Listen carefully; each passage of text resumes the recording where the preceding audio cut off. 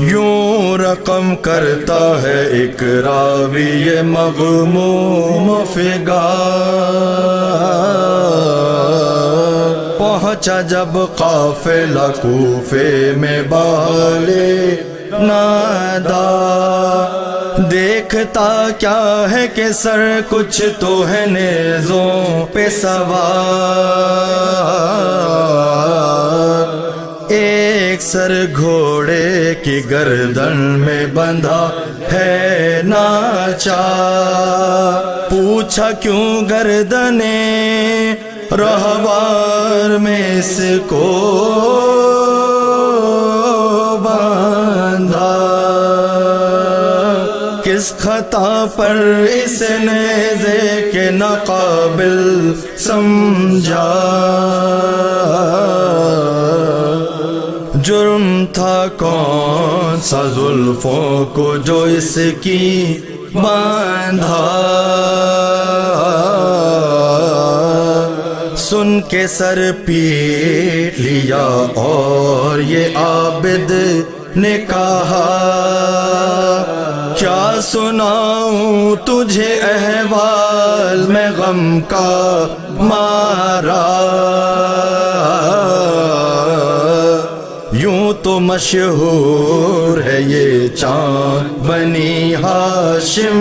کا، بھائی کہتے تھے شہنشاہ مدینہ ان کو، آج سب کہتے ہیں ساقائے سکینہ ان کو، شمر نے جب کہ چڑھایا تھا انہیں نیزے پر، سب نے دیکھا کہ پھری چار طرف ان کی نظر، تھر تھرانے لگا خورشید صفت نیزے پر، گر پڑا کانپ کے پھر سر یہ زمین کے اوپر، دوسری مرتبہ پھر سر کو بلند اس نے کیا، پھر اسی طرح سر پاک زمین پر آیا، تیسری مرتبہ پھر سر نہ زمین سے اٹھا، آیا گھبرایا ہوا پاس میرے اور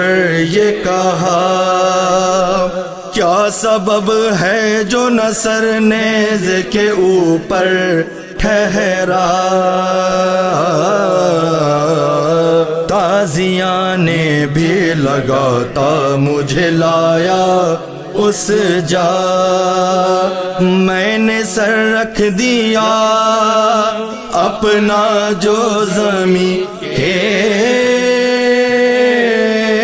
اوپر،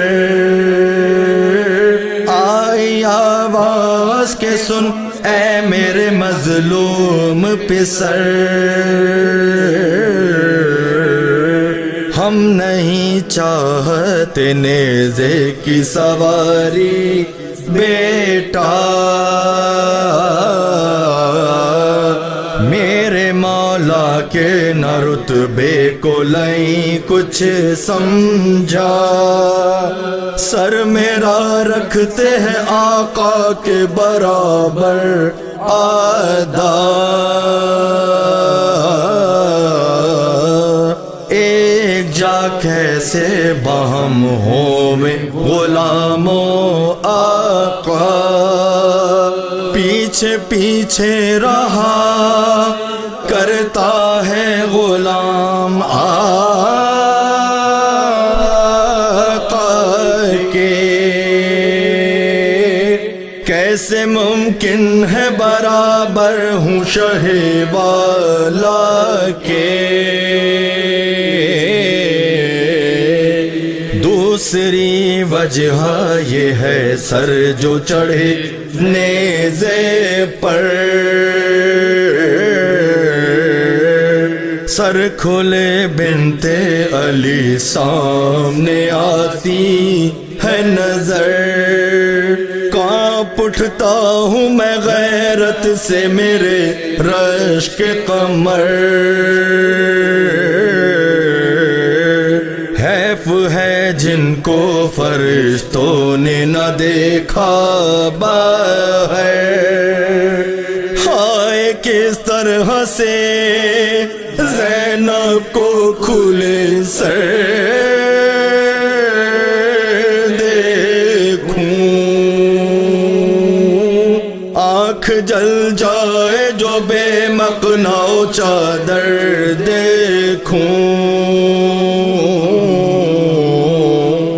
یوں رقم کرتا ہے ایک راوی مغموم فغان،